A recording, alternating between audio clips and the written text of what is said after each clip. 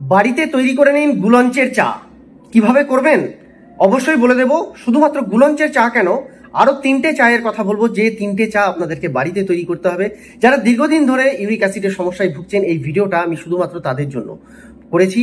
এবং অবশ্যই এখানে যে কথাগুলো বলবো সেই কথাগুলো একটু যদি পালন করতে পারেন, আপনার সে লাইফস্টাইলে কোনো রকম প্রভাব থাকুক না থাকুক, আপনি খাদ্য খাবার কি খাচ্ছেন না খাচ্ছেন, যে কোনো ধরনের বাছবিচার যেগুলো রয়েছে, যেটা আমাদের ইউরিক অ্যাসিডের ক্ষেত্রে বলা হয় নর্মালি, যে এই খাদ্য পদার্থগুলোকে ত্যাগ করতে হবে বা এইগুলোকে খেতে হবে, যে বাধা নিষেধ থাকে, সেই বাধা নিষেধাজ্ঞা সমস্ত কিছু মাথায় রেখেই আমি বলছি। আপনারা সেটা যদি করে থাকেন অত্যন্ত ভালো। যদি কেউ করতে পারছেন না কোনো কারণবশত, তাহলেও কোনো চিন্তার বিষয় নেই, কারণ ইউরিক অ্যাসিডকে শেষ করার মতো 3টে চায়ের কথা আজকের এই ভিডিওতে আলোচনা করব। অবশ্যই প্রথম থেকে শেষ পর্যন্ত কোনো রকম স্কিপ না করে ভিডিওটা দেখার চেষ্টা করবেন। গুলঞ্চের চা দিয়ে শুরু করেছিলাম, কথাটা শেষ করে ফেলি।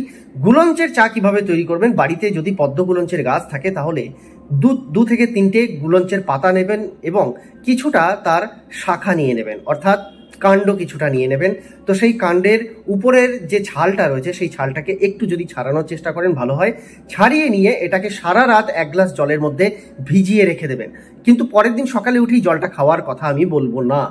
এখানে ভালো করে শুনবেন, এই যে জলটা রয়েছে, এই জলটাকে আপনাকে সেই যে কাণ্ডটা রয়েছে এবং পাতা রয়েছে এগুলোকে ছোট ছোট টুকরো টুকরো করে কাটতে হবে এবং একদম কম ফ্লেমে আপনাকে কমের মধ্যে 5 থেকে 7 মিনিট এটাকে কিন্তু ফোটাতে হবে। দেখবেন জলের কালার পরিবর্তন হয়ে গেছে, রং পরিবর্তন হয়ে গেছে, ঈষৎ লাল রঙের একটা বর্ণ ধারণ করেছে।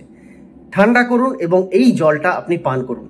পেট ভরা আছে বা খালি আছে তাতে কোনো বিষয় না, তবে হ্যাঁ একটু মনে রাখতে হবে যে একেবারে খুব বেশি ভরা পেটে এটা যদি খাওয়া হয় তো সেই ক্ষেত্রে অনেক সময় আপনার কিন্তু ভমিটিংও হয়ে যেতে পারে। তাই ভরা পেটে আশা করি আপনারা কখনোই এটা খাবেন না। তো সেই ক্ষেত্রে একটু মোটামুটি খালি পেট বা একেবারে খালি পেট না হলেও চলবে, মোটামুটি খালি পেট হলেও আপনারা এই চা কিন্তু সিপ সিপ করে পান করতে পারেন। এটা হলো গুলঞ্চের চা। এর সঙ্গে আরো 2টো চায়ের কথা বলবো, কিন্তু তার আগে আপনাদেরকে স্বাগত জানাই হেলথ সলিউশন বিনয় চ্যানেলে। আপনারা যারা ভালো আছেন খুবই ভালো কথা, কিন্তু যারা ভালো নেই তাদের জন্যই তো আজকের এই ভিডিওটা। তাই ভিডিওটা স্কিপ করে একেবারেই দেখবেন না, শেষ পর্যন্ত দেখুন। নতুন যারা এসেছেন চ্যানেলে, এই ধরনেরই হেলথ রিলেটেড ইস্যু নিয়ে আমি ভিডিও আগেও দিয়ে এসেছি আপনাদেরকে, আগামীতেও দিতে থাকবো। তাই এই চ্যানেলটাকে সাবস্ক্রাইব করে রাখুন। হয়তোবা জীবনের কোনো মোড়ে আপনার এই ভিডিও আপনার কোনো কাজেও লেগে যেতে পারে, তাই না? তাই ফ্রিতে যখন সাবস্ক্রিপশন বাটনটা রয়েছে ক্লিক করে দিন এবং অবশ্যই পাশে থাকা বেল আইকনটাকে ক্লিক করে দিলে প্রত্যেকটা নোটিফিকেশন আপনার কাছে পৌঁছতে থাকবে। তো দেখি আর 2টো চা কি কি এবং সেগুলো কিভাবে তৈরি করে নেব। ইউরিক অ্যাসিডকে সরানোর জন্য দ্বিতীয় যে চায়ের কথা বলবো সেটা হচ্ছে ত্রিফলার চা। আমলকি, হরিতকি, বয়রা। যদি গুঁড়ো আপনার কাছে থাকে অত্যন্ত ভালো, আর যদি গোটা ফল থাকে সেখান থেকেও আপনি এই চা তৈরি করে নিতে পারবেন, তেমন কোনো প্রবলেম নেই। আমলকি আমরা সবাই জানি যে প্রচুর অ্যান্টিঅক্সিডেন্ট সমৃদ্ধ একটি ফল এবং শরীরের সমস্ত টক্সিনকে খুব সহজে শরীর থেকে বিতাড়িত করতে পারে।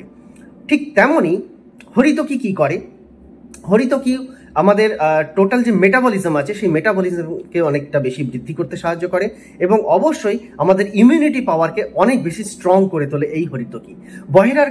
বহেরার কাজও কিন্তু লিভারকে মূলত ডিটক্সিফাই করা আর কিডনিকে ডিটক্সিফাই করা। যখনই লিভার এবং কিডনি ডিটক্সিফাই হতে আরম্ভ করবে এবং তার সঙ্গে আমলকি এবং হরিতকি প্রয়োজন মতো পিছন থেকে সাপোর্ট করতে আরম্ভ করবে, তখন বুঝতেই পারছেন যে অটোমেটিক্যালি আপনার শরীরে জমে থাকা যে পিউরিন, যে খারাপ জিনিসগুলো রয়েছে সেগুলো কত সহজে শরীর থেকে বাইরে বেরিয়ে যেতে পারে। তাই এখানে এই ডিটক্সিফিকেশনের এই ব্যাপারটা মাথায় রেখে আপনারা কিন্তু অবশ্যই ত্রিফলার এই চায়ের প্রকৃতিটা রয়েছে সেটা অবশ্যই একটু ধ্যান দিয়ে শুনবেন এবং সেভাবে করবেন। কি করতে হবে, তো এই ক্ষেত্রেও ত্রিফলার যে 3টে ফল, সেই 3টে ফলকে আপনি যদি গুঁড়ো থাকে খুব ভালো কথা, না হলে সারা রাত ফলগুলোকে একটু ভিজিয়ে রেখে দেবেন। পুরো ফলটাই যে লাগবে তা নয়, প্রত্যেকটা ফলের অর্ধেক অর্ধেক হলেও চলে যাবে। এবার সারা রাত ভিজিয়ে রেখে দিলেন, রাখার পর এই যে জলটা রয়েছে এই জলটাকে আর ফেলবেন না বা এটাকে পান করবেন না। এইবার ছোট ছোট টুকরো করে এই ফলের বাকি অংশটুকু কেটে ফেলুন। কেটে আপনারা কম ফ্লেমে, একদম লো ফ্লেমের মধ্যে, কমের মধ্যে 10 মিনিট এই জলটাকে একটু ফোটাবেন। ফোটানোর পর আপনি চাইলে এই গরম জলটাও পান করতে পারেন, অথবা আপনি চাইলে এই জলটাকে একটু ঠান্ডা করে নিয়েও চায়ের মতো সিপ সিপ করে পান করতে পারেন। এতে করে আপনার যে সমস্যা, সেই সমস্যার কিন্তু সমাধান হবে। যারা এটাকে রাত্রে করতে চান তাদের ক্ষেত্রে আরেকটা বেনিফিট রয়েছে। সেই বেনিফিটটা কি, রাতের ঘুমটা খুব ভালো হবে আর শরীরে টক্সিনটা জমাই হতে পারবে না। যে টক্সিন অলরেডি জমা হয়ে আছে সেটা তো বিতাড়িত হবেই, কিন্তু তার সঙ্গে সঙ্গে আর আলাদা করে শরীরে টক্সিন জমতে পারবে না। তাই এই ক্ষেত্রে ত্রিফলা রাত্রে খেলে আমার মনে হয় বেশি বেস্ট হবে, কারণ এতে আপনার কোষ্ঠকাঠিন্য অ্যাসিডিটির সমস্যাটাও থাকবে না। এরপর যে চায়ের কথাটা বলবো বন্ধুরা, এর পরের চাটা হচ্ছে আপনারা বাড়িতে নিম আর তুলসী এই দুটোকে একসাথে, অনেকের বাড়িতেই গাছ রয়েছে, তাই এই ক্ষেত্রে নিম পাতা 5 থেকে 6টা এবং অবশ্যই তুলসী পাতা 5 থেকে 6টা নিয়ে নেবেন। নিয়ে ভালো করে ধুয়ে নিয়ে 1 কাপ জলের মধ্যে এটাকে বেশ ভালো করে ফোটাবেন। যখন হাফ কাপে পরিণত হবে জলটা, সময়টা বড়জোর 5 থেকে 7 মিনিটই লাগতে পারে, লো ফ্লেম অবশ্যই। তো ফোটাবেন, দেখবেন জলের কালার কিন্তু একটু পরিবর্তন হয়েছে, তেতো তো অবশ্যই লাগবে। এবং তখন এই জলের মধ্যে কিন্তু তুলসী এবং নিমের একটা আলাদা ফ্লেভার তৈরি হবে। যখনই এই ফ্লেভার আপনার নাকে আসবে, আপনি বুঝতে পারবেন যে মোটামুটি জল রেডি বা আপনার এই চা কিন্তু রেডি। এবার এর সঙ্গে আপনি চাইলে একটু মধু অ্যাড অন করতে পারেন, আপনার ইচ্ছা। মধু এতে আলাদা করে কোনো কিছু বিশাল যে প্রভাব তৈরি করবে তা নয়, বাস শুধুমাত্র স্বাদের জন্য, কারণ যেহেতু জিনিসটা খুব তেতো হবে তাই। তো এই ক্ষেত্রে আপনারা এইভাবে কিন্তু এই চাটা তৈরি করে নিতে পারেন। বাট লিস্টের মধ্যে ছিল না, তবু আমি বলে দিই।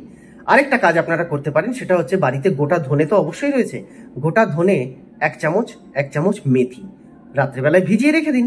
সকালবেলায় এটাকে জল ফেলবেন না, সকালবেলায় এটাকে একটু ফুটিয়ে নিন। কতক্ষণ ফোটাবেন, সেই একই টাইম ফুটিয়ে নেবেন। ফুটিয়ে নিয়ে এটাকে চায়ের মতো করে সিপ সিপ করে পান করুন। আর যে দানা পড়ে থাকে সেটাকে আপনি চাইলে চিবিয়ে খেতে পারেন, না হলে কোনো তরকারিতে মশলাতে ব্যবহার করে ফেলুন। বাস এইটুকুতেই করতে হবে, কোনো খাটাখাটনি তেমন কিছু প্রয়োজন নেই। আপনার ইউরিক অ্যাসিড যদি না কমে, আমি বলছি যারা সাবস্ক্রাইব করেছেন তারা আমাকে আনসাবস্ক্রাইব করে দেবেন, আর যারা এখনো করেননি তারা যদি প্রমাণ চান তাহলে পরে করে তারপর আমাকে সাবস্ক্রাইব করবেন, আমার কোনো আপত্তি নেই। আমি এইটুকু বলতে পারি, আপনাদের ইউরিক অ্যাসিডে আপনাদের খাদ্য খাওয়া যেমনই হোক না কেন, তবে একটু অবশ্যই একটা রিকোয়েস্ট করবো, সেটা হচ্ছে জল খাওয়াটা একেবারে কম করবেন না, জলপানটা একটু যেন ঠিকঠাক থাকে। আর হ্যাঁ, ওই বাইরের যে মানে রেড মিট বলা হয়, তো সেই রেড মিট, চিনি আর এক্সট্রা লবণ খাওয়া থেকে একটু বিরত থাকবেন। আর হ্যাঁ, নেশা করবেন না। এইটুকু যদি আপনি পালন করতে পারেন, বাকি আপনি মুসুর ডাল খাচ্ছেন কি খাচ্ছেন যেগুলো, আমার তাতে কোনো অসুবিধা নেই। বা এই যে পদ্ধতি বলে দিলাম, এই পদ্ধতিরও কোনো সমস্যা কিন্তু নেই। তাতে করে আপনার ইউরিক অ্যাসিডের সমস্যা, অনেকে বলেন না কি খাবো, খাওয়ার এতে কোনো সমস্যা নেই, আপনি যে কোনো খাবার খেতে পারেন, শুধু এই পদ্ধতিগুলো একটু প্রয়োগ করে দেখুন।